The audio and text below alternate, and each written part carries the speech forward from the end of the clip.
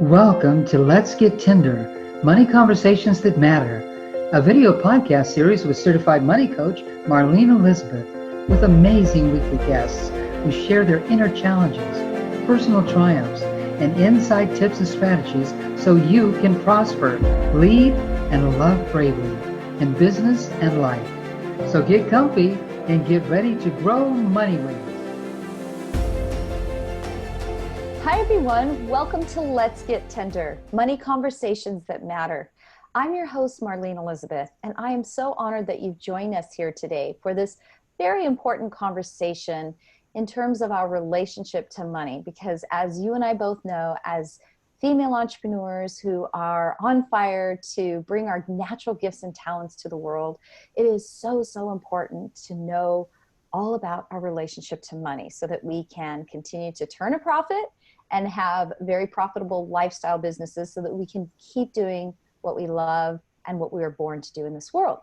And so I am very excited to introduce you today to my very special guest, Miss Ladda. How are you doing today, Ladda? It's so great to see you. I'm doing very well. I'm great to see you too. I'm so excited to being with you today. Oh, likewise. I am so excited that you're here today. And before we get started on talking all about our money conversation today, I'd love to share with the viewers a little bit about your background.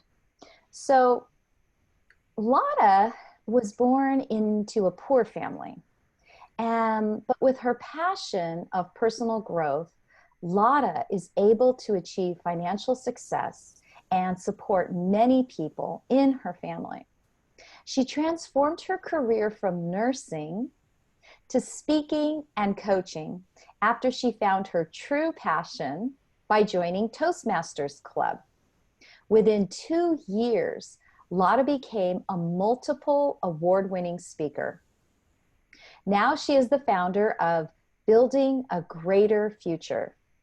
Ladda always speaks from her heart to inspire others to believe in themselves. Through her public speaking journey, Ladda has helped many people, especially youth, to be more confident on the stage and to own their power. Oh, I love this. Oh my goodness, I just can't wait to dive in. Thank you very much. I just really enjoy what am I doing, and seeing all my students improving is so rewarding. Absolutely. So Ladda, let me ask this question that I just love to start my interviews with, which is, what is your first earliest memory of money? My earliest memory about money, I think it's about when I was 6 or 7 years old, because I was born in a very poor family. So I had never had money for myself to buy anything on my own. And one day, my relative came to visit us, and he gave me maybe about 5 cents Canadian. And then I was so excited because it was enough to buy my favorite drink. And when I went to buy that favorite drink on my own with that 5 cents, I felt so powerful. I felt like, oh my God, I had money on my own. That it was so amazing experience for me at that time. How wonderful. I love this story. And it is pretty exciting, isn't it? To be able to have that exchange and really be connected with our power. I love it. Yeah. So on your journey, Ladda, as you grew older and as you started to, get in your career, yes. Did you ever notice when you were having challenges in your relationship to money that there was a specific limiting money belief that you had, or just a limiting belief in general that was, that really impacted you in being able to reach your financial goals? Yes, definitely. I think I had one belief that held me back for so long. That time, my whole family loved a fortune teller. And then my sister took me to one of her fortune teller when I was about a teenager. And I remember so clearly that fortune teller took my hand close to her eyes, and she looked carefully on my hand, and she said so many things about my life. But one thing that resonated me is, like, she said, I would doing okay. I would have money, but eventually I would spend the rest of it I would not be able to save money. And then I believe in everything she said, and that belief hold me back for so long that I would never able to save money in my account. I tried so many times. I earned a lot more money. I saved it, and eventually I had to take all that money to spend for my family, for others, for myself. It had to be something that I need to take all money out of my bank account, and I never had saving like for so long. That's a believing that hold me back. Mm-hmm. This is such a great example of the fact that what we believe is what we create. And it sounds like what you're saying, and like all of us, whatever we believe to the core of our being, we create. And when we stop to think about that, and sometimes it's hard to stop and think about that because we have busy lives and we feel like, oh, I can't stop. I'm too busy.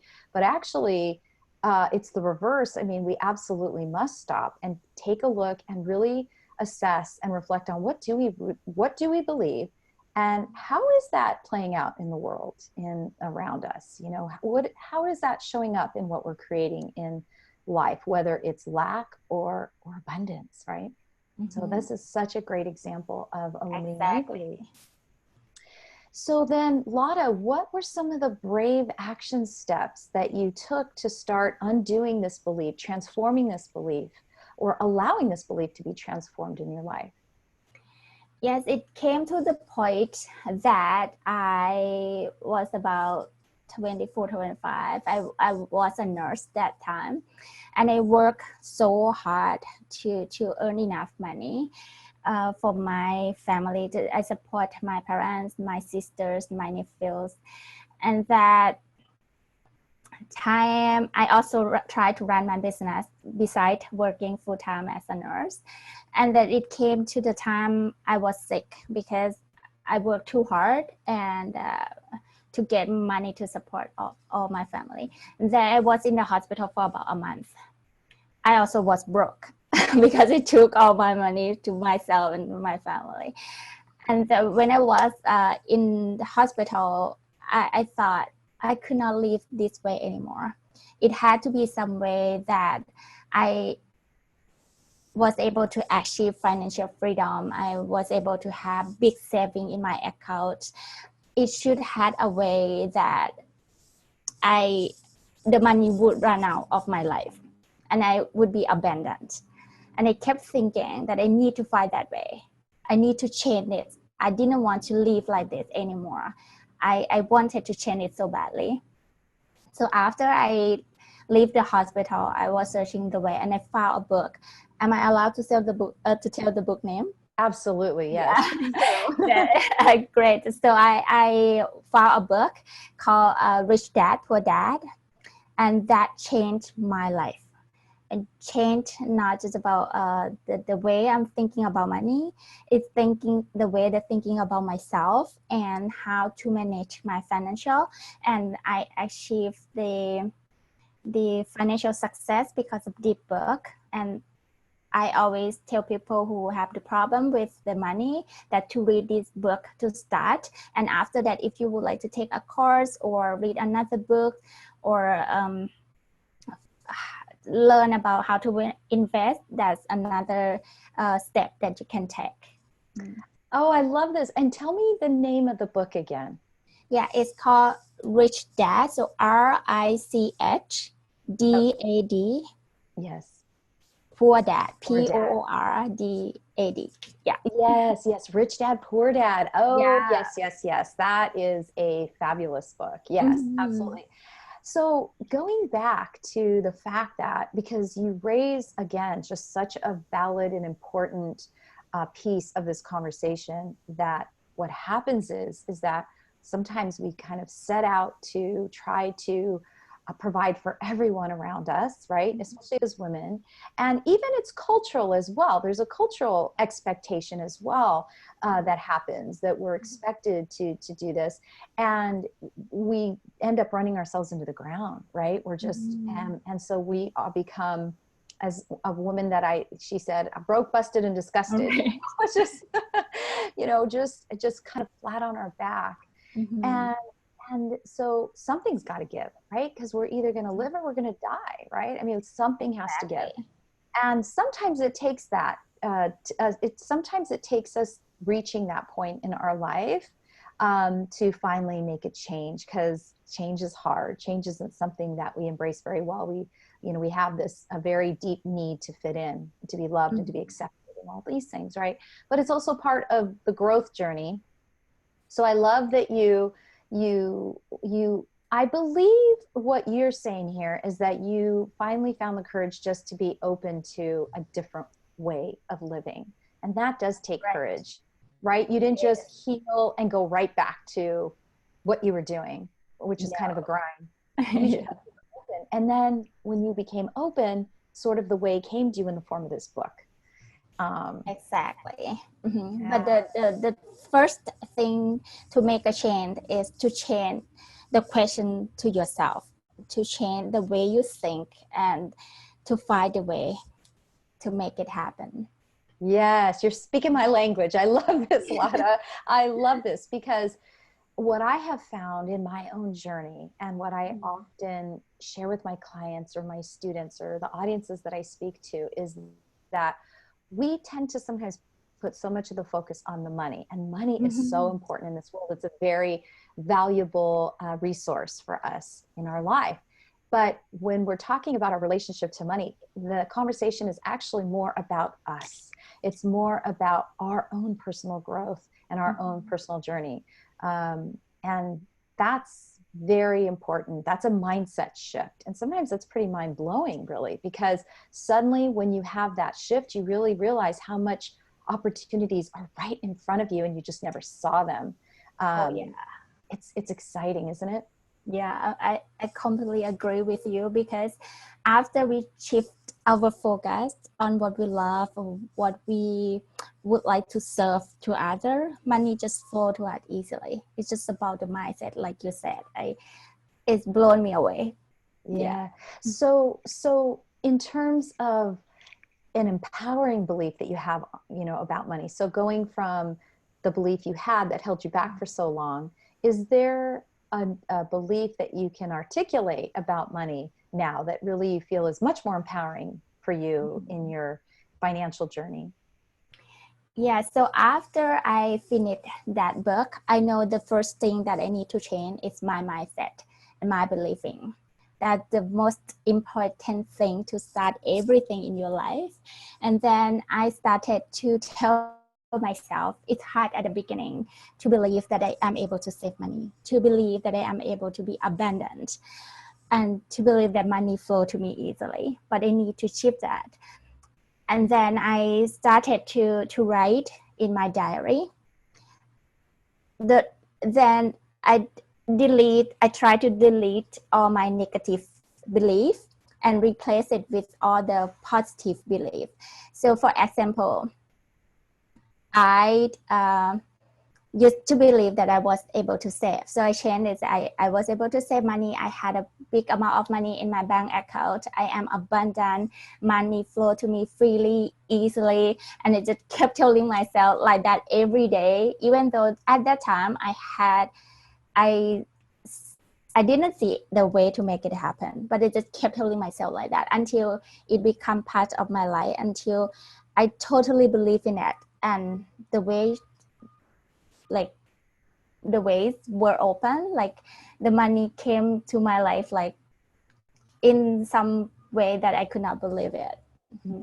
Yes, yes, yes. These are really valuable tips that you're sharing here, because one, you're saying, if you first of all notice how you talk to yourself, right? What's the self-talk, and which one of those are negative ways of, thinking.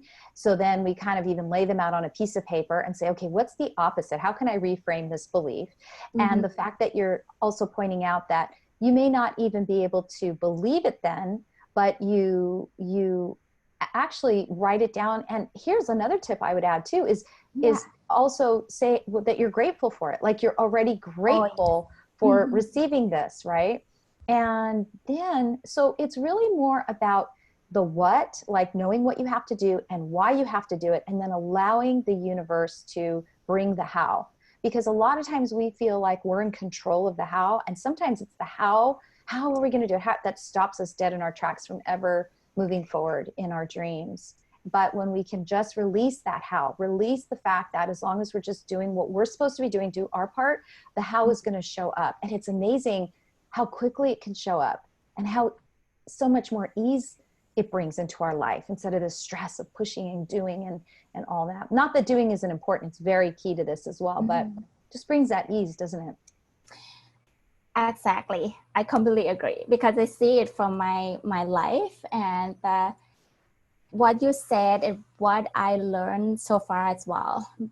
Gratitude is also very, very important. One limiting belief that also I need to change, and I would love to share, is when you see people that richer than you or have a lot of money, some people believe that because they are bad, that's why they have a lot of money. They do something that not the right thing to earn more money, and having money is evil. That also hold me back too, because my parents always told me that, oh, they're rich because they're greedy, they're rich because they didn't do the right thing. And then we need to shift that belief, because actually there are so many rich people that did the right thing. That's why they became rich. And they also spend the money to help others from they've been working so hard. For example, Bill Gates, Tony Robbins, and these are people that I really admire, because I see where they came from and how they achieved their goals, and then they spend more money to help poor people. That's why when we change the attitude and believing of why we need to becoming rich, why being wealthy is so beneficial for our life and for others, then the way we opens like significantly that you never thought about it.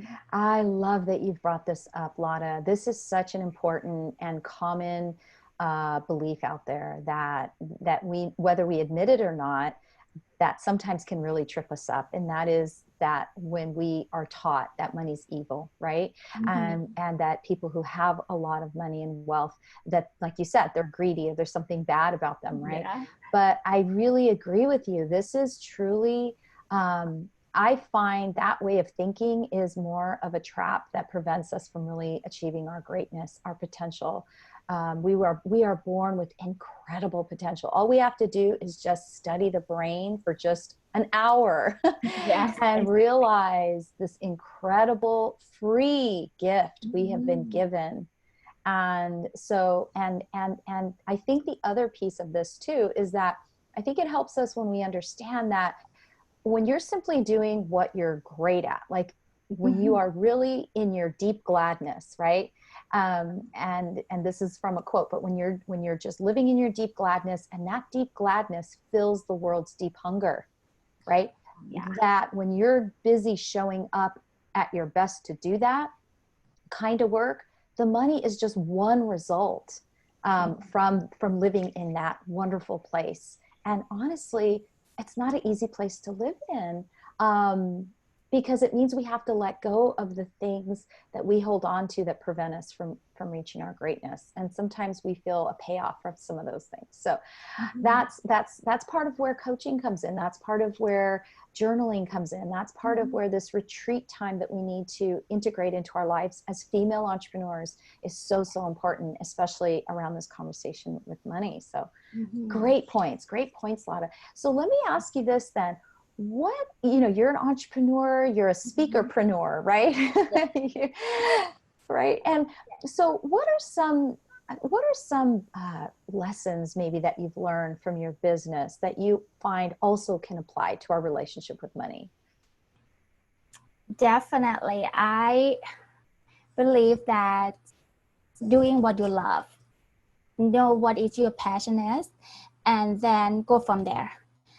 Think how you can use your passion that you would like to serve others to make money. Sometimes we might not see the way to make money from what we love yet, but if you figure it out and looking for the way it will show up somehow. But just do what you love, do what you feel like it excites you every morning, that you like jump out of the bed and want to make a difference in this world. And the way that money will flow to us, it will come automatically. But sometimes it takes a while, but eventually it will come. Oh, yes, yes, yes, absolutely. This is really wise to understand that number one, being able to operate in our genius zone, that's really a key component of being able to really unfold your financial potential. They're just like very intimately linked together. And also knowing that if you're still trying to figure out what that is, it's okay. It takes time, because actually this journey isn't a cheap journey, so to speak. This is a very rich journey. So sometimes those things don't come quick and easy. It takes time. And when you do find it, oh my goodness, it's like, hallelujah, the heavens open up and it's life-changing. And so it's that precious when you do finally discover what your gift and talent is. And that said, there are wonderful ways. There's wonderful tools and ways that you can discover what you're really great at. I would say that, even when I was in college, I remember a professor told us, he would say, if you really want to know what you're great at, first figure out what do you love to do, and then are you any good at it? And then do other people think that you're any good at it, because it validates, right? It validates like the market that you're going to serve, right? Because that gift is meant for service. So yes, love this. And for me, I think sometimes it's not easy to find what you love, especially for myself at the beginning, at the early 20s. I tried to do so many things. When I started my business, I tried to sell jewelry. It didn't work. I didn't like it. That's why I didn't be successful with that. I changed to selling clothes. I changed to selling cosmetic. I changed to sell to be the direct sell. I changed to be like chef, working as a chef and nurse at the same time, and do catering. I tried so many things.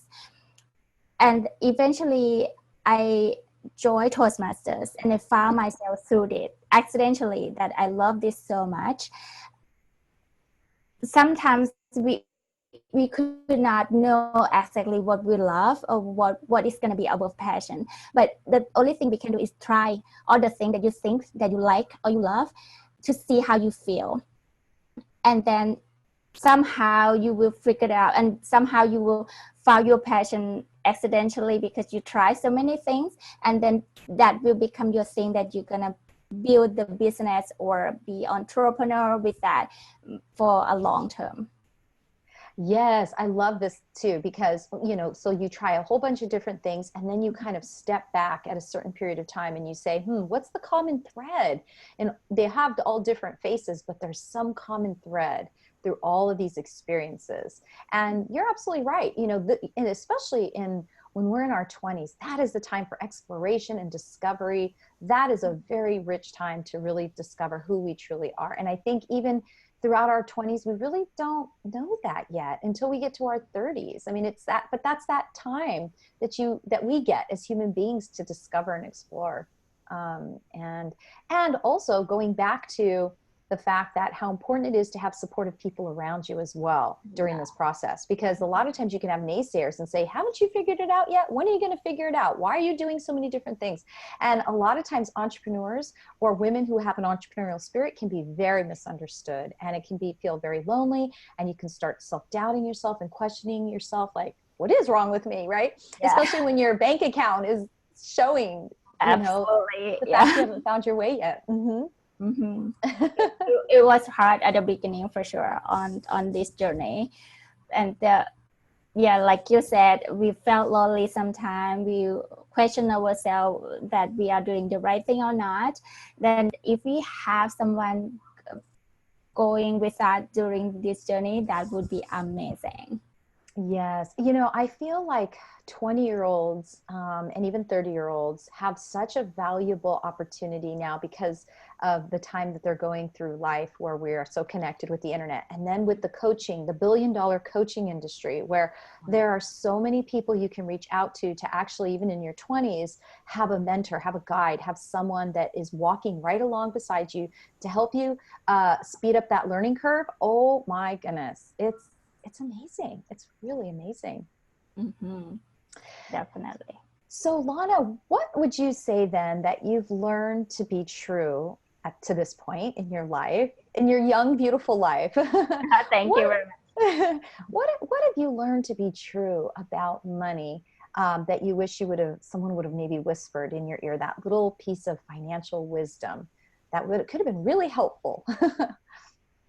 Yes, I think what I have learned so far is about the relationship with money.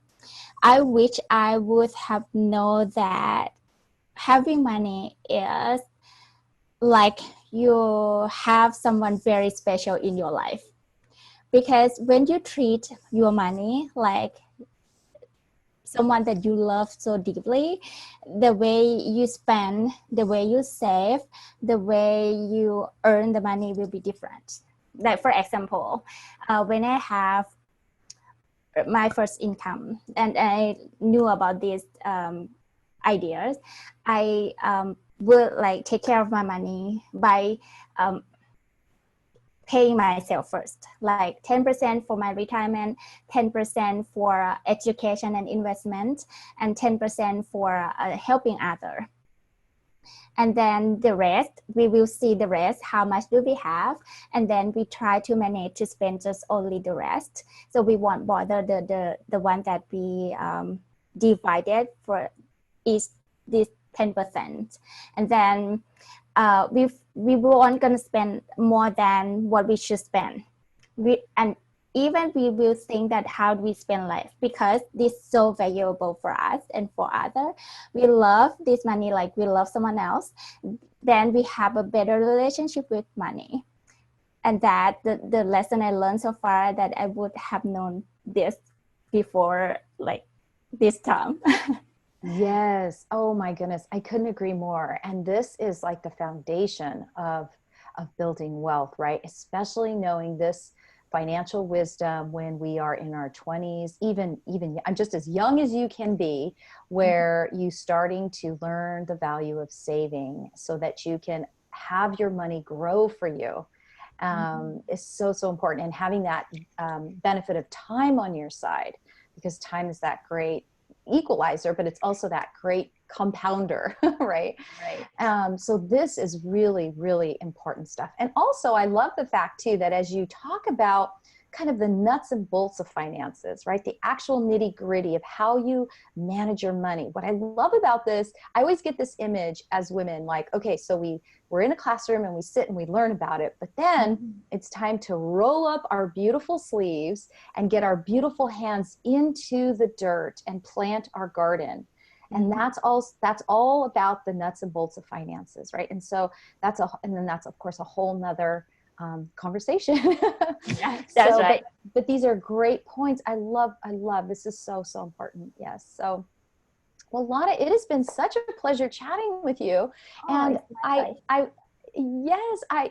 would love for viewers to learn a little bit more about where they can learn more about your program and maybe even booking you as a speaker.